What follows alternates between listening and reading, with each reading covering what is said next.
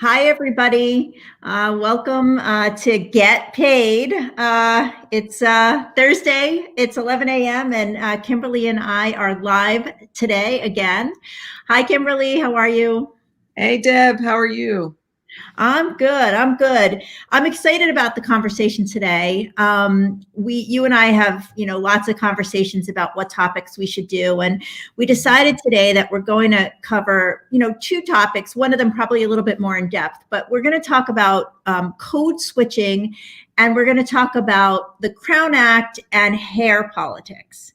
And as we were having the discussion about it, I want to just tell you kind of what I was thinking and feeling. And, the first was around hair and hair politics. And even though I've not experienced it myself, I have a lot of women and Black women in my life that I have had conversations with about hair and the politics of hair and how the importance of hair in the Black culture, especially for women.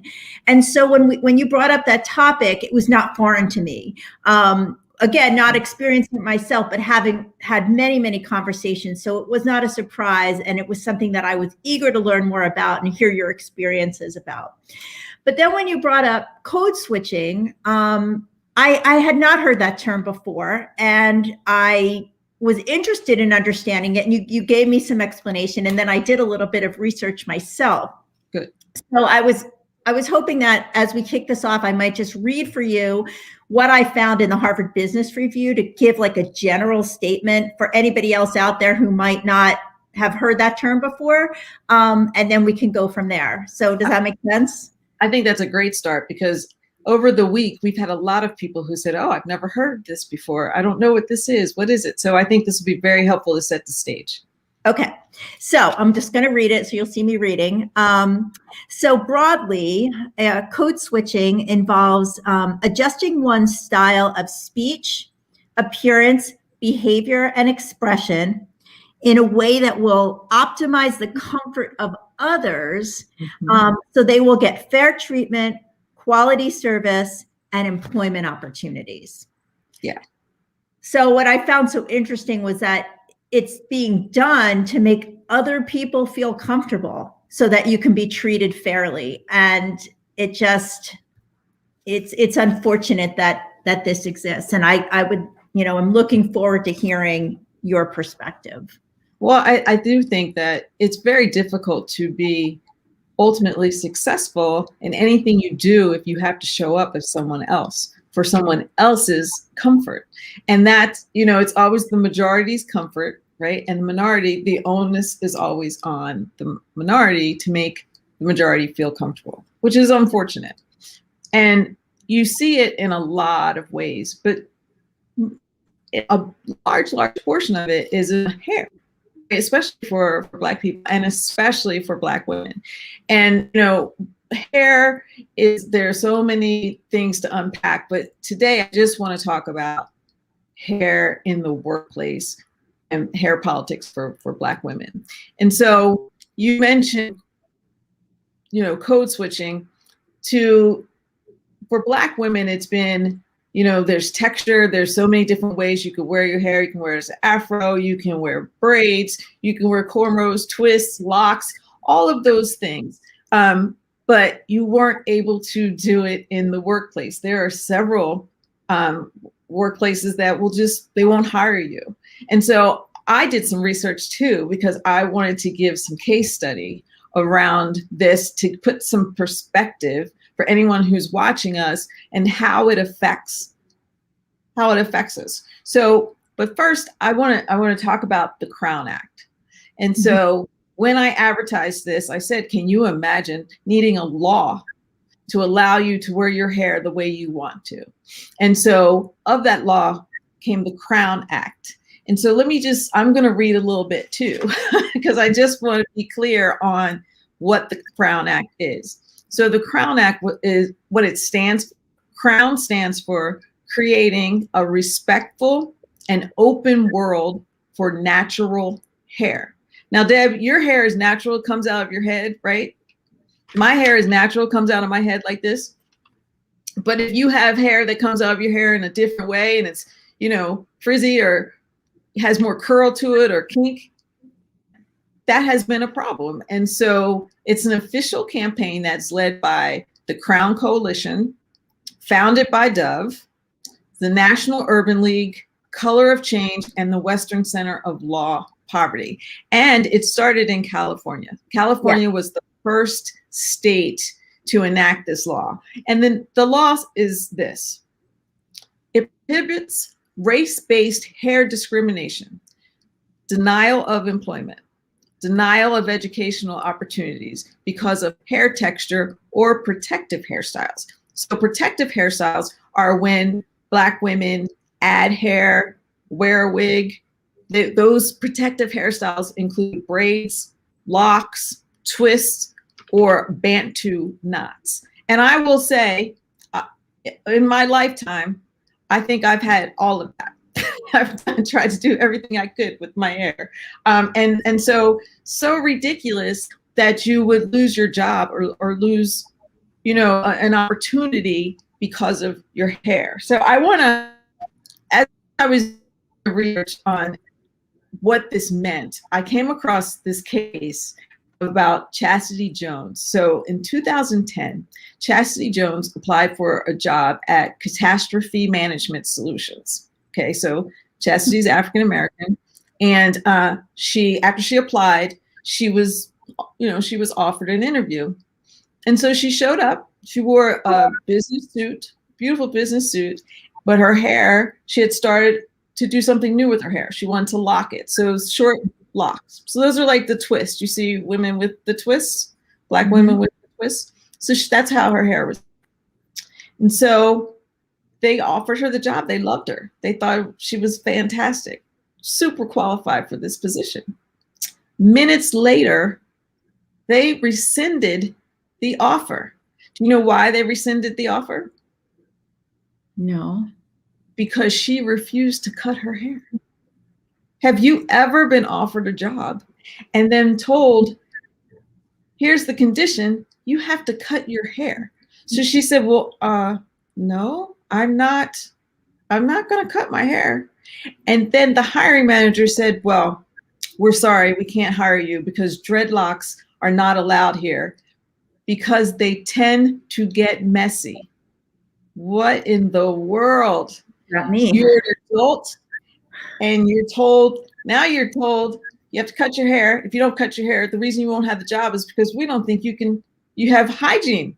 Like you can't keep up your hairstyle. How ridiculous, right?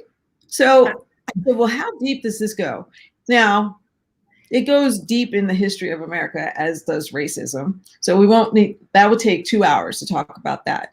But it not only has shown up in workplaces, but in doing some more research, a recent study, this was from April of 2020, right? So just a couple of months ago, a recent study found that African-American women face the highest instances of hair politics, discrimination, whatever you want to call it. It uncovered that 80%, yes, of African-American women felt they needed to code switch their hairstyle to align with more conservative standards at work. Now, when you think about that, and then in addition to women at work, I know you've heard about all of the young people who, the young man who was a champion wrestler and could not continue the match because the umpire said, you have to cut your hair.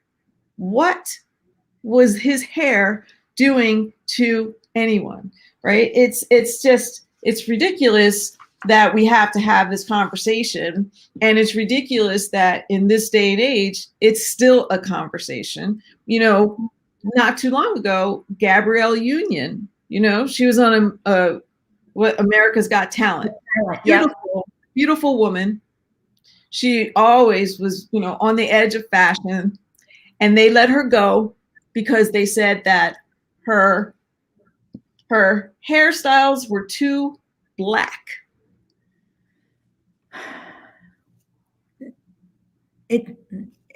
Yeah, it's astounding when you hear those stories. And am I right in saying that this Crown Act, which did start in California, is only been enacted basically in 6 other states right now, and then there are 7 other states that are doing other kinds of legislation as well, but that there are 17 states where they rejected the act. Rejected it. So it's not even, I mean, you're telling me these stories, but it's not even, it doesn't stand across the United States at this point. It's just in certain case by case, depending on the state. Exactly.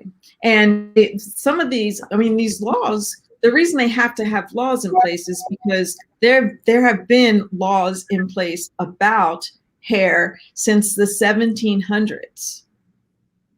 Because the idea of African Americans having an identity that is not aligned with assimilation, it's just another layer on having to change who you are to be accepted, right? We talk about coaching, but I talk about it all the time when, you know, because we're so isolated, right? As Black women, we're so isolated.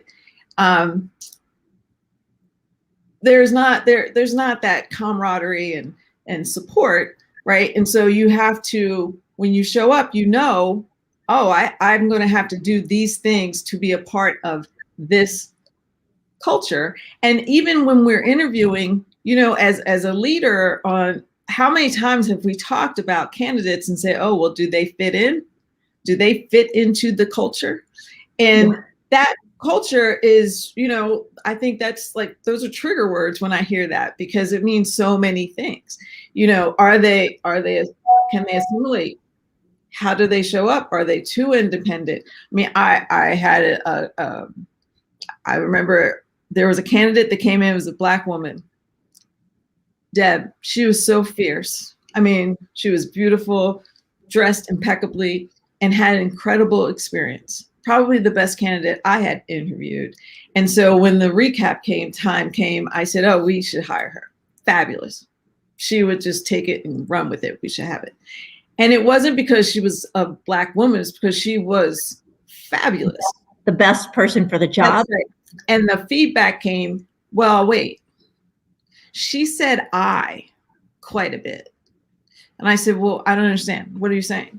Well, you know, we're a team culture. No, we're not. No, we're not. This is all about individual. No, a team, but you have no idea. There's no team here. Everybody's out for themselves. Oh, no. We're a team. And and someone said, did you see her hair? Because it was natural. It was beautiful and did a lot of it. And did you see her hair? Yeah. And, well, I don't know. I just think it would be a problem because she said I, and you know, the things that she achieved, she couldn't have done by herself. And I said, well, she didn't say I, she said, I led this team. But unless we were interviewing the team, why would she say we? She said, I led the team. So, you know, we're expected to come in and we have all these rules we have to follow. We have to be humble. We have to be a team player. We have to speak a certain way. Our hair has to be more conservative. And we have to be, you know, we can't really show emotion, because if we show emotion and we're the angry Black woman, even though there are indignities left and right and micro messages that we have to, you know, like Wonder Woman, like, you know, come at it, right? And then on top of that, we have to change how we look. So yeah. Imagine how exhausting every day just to show up. But we want to, because we want to be a part of this process. You know, we want to be at the table. We want to have a voice. We do have voices. We have a lot to say, and we have points of view to improve process, to improve products, and to be a team player, and to be inspirational and motivating as mentors and leaders. And in order for us to get to the door, we have to do all of those things to change ourselves. Yeah. And I'm saying that because I want anyone who's listening to think about that. Think about that. Yeah. When was What would the last time someone told you you had to change what you look like, talk like, feel like to just get to the door? Yeah. Yeah. It's definitely, the hurdles are absolutely there. And I think you've done a really good job of kind of describing what it is, and not only what it is, but what's the negatives. I mean, what's missing when you don't open up the door and let everybody in, your business is going to be missing those important, talented voices. So if you could just say, the bottom line here for the people out there who are listening, who are making hiring decisions, who are running companies, who do have the opportunity to open that door and to see past things that, too many hurdles for people, what would that bottom line be? The bottom line is really to ask yourself, right? Look in the mirror and ask yourself, what does it take for me to show up? What skills am I looking for? Everything else away from it, and just ask yourself. If I had to do these 12 things before I even said what my skills were, would I be able to function? And as you think about that, and you're working on culture transformation, have conversations like that. Be real, understanding what it takes right now based on the ticket price to play. So just put yourself in someone else's shoes and ask yourself, how would I feel if I knew I had to do all of these things just to show up? Yeah. And then just change. It's 2021. Get over it. It's a diverse world, and you have to be intentional to include people and make sure that you are giving them equitable opportunities to be successful. Just get there. And if you don't know how, I am available and so willing to help you figure it out, because we have to move quicker than we are. Yeah, you have to be willing to ask those questions if you don't understand, and do some research and try to figure it out. And then, like you said, just make the change. Well, this has been a great conversation. I've learned a lot myself, and I hope that some of our listeners have as well. We are going to we're going to sign off in a minute. And just so you know, if you do belong to Clubhouse, Kimberly and I are going to jump on for a few minutes onto Clubhouse just to continue some of the conversation. So if you have a few minutes and you want to join us, please do. And then Kimberly, you want to talk about next week? Absolutely. I think we set it up very nicely, Deb. Next week, we are going to do a little deep dive. We are going to investigate, where is corporate America now? We're taking a pulse check on advances or not in diversity, inclusion, equity, and belonging, which is so important. So come back next week. We're gonna put you out there, because we're gonna let everyone know, where are we? Where is corporate America right now?